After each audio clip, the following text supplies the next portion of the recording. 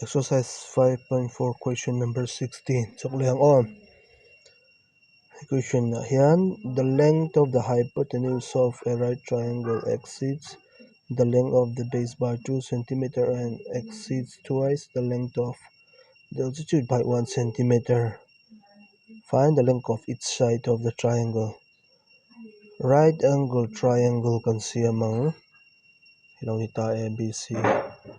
Chuta chuan in relay dan karon pedon ani. Hypotenuse ka side dang mangkhan aron pe a. Chuba chuan na side dang zoka kha x a kan da masaka ngaya kong e tha zokang hypotenuse su base a in centimeter ni in alian zok te tiani mo base kha 8 cm lo ni ta se hypotenuse su 8 plus 2 10 ani don ti nai chu base shiat phot te ponga in chu hypotenuse ma he masi ai tha zok omem ta hian altitude ati hi height ti na ni a perpendicular ka hypotenuse khan altitude le ni a in 1 complicate shatro altitude le ni a in 1 wajan complicate zo ka altitude ka x pe mayang altitude hi a perpendicular a height ka x centimeter daila chon hypotenuse su hei thailo in zia ka twice altitude le ni ani ti se chuan twice x kan ti mai nga altitude ka x ani altitude le ni ai khan alalian exceed ti chuan khum ti ala tam jok ti ai chu lak tam na kha 1 tam sok do na ba in 1 ila bel he altitude le ni ai 1 ila tam don ti na ni chu khum do na centimeter chuan base hi heta hen lo om le a base a soida na hi hypotenuse nen thawin relate a hypotenuse kha base a in true in alian sin chiareng ula chuti ni chuan base su hypotenuse a in true in a claim ve thung ti na ni mai hypotenuse kha kan lo nei to zoka base kha true in a claim hypotenuse su alian ti om zia chu base kha true in a claim base su hypotenuse atangin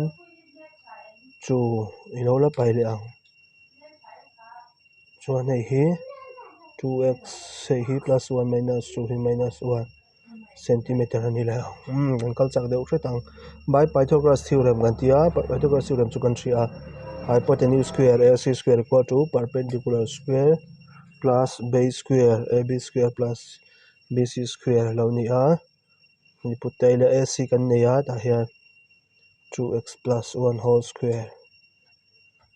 AB po hi kan nei a x mo x square lai hin kan ziak tel to lo mai BC po kan nei a 2x minus 1 whole square hey solve ani to mai x panila a plus b whole square in left side ti ngani ang shortcut mai nge a square to 4x square plus 2ab 2 le 2x le 1 punti to 4x plus b square 1 square ania 1 equal to x square hey pot tiang che chuan a minus b whole square expanding 4x square minus 2ab 4x 1 then ania plus 1 khalani mai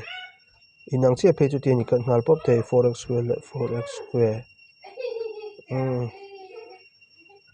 chuan 4x alo nia hei hi heta minus 4x ila phe ila plus 4x alo nia nga nge dang la om le don then la chuan 1 le 1 hi lo in kat boka nga mo hi lo in kat thelo mo le 1 hi 8x to hian nge ti mai kan nei engro hei heta hi x square hi pakhat hi lo om hei hi hei la banga lamai la phei le ila minus x square equal to 0 chuan hei 8x alo nia minus x square equal to 0 tra minangi bela hei x square hi plus zokini duwa sin thak mai ro minus hi plus hi minus 8x plus 0 ang pon hei po minus 0 in thak ve nga thak tak tak thelo 0 chu hei splitting middle tram ang kha thelo tram ni chi ni common la mai ro x minus 8 equal to 0 pakazo zo x equal to 0 ilanga x minus 8 equal to 0 ilanga x is 0 or x is 8 0 hi nek le tang tro side can not be 0 x equal to 8 anime x equal to 8 chuan I han put don tani chu x c3 altitude hi nei she to 8 chuan hypotenuse sak hai hian thlang le don tani chu mo takhan ab kha x to 8 cm ania ac kha 2x plus 1 alo ni ka 2x 8 plus 1 di mang 16 plus 17 bc base kha 2x I8 minus 1 16 minus 1 15 and how side chu ni mai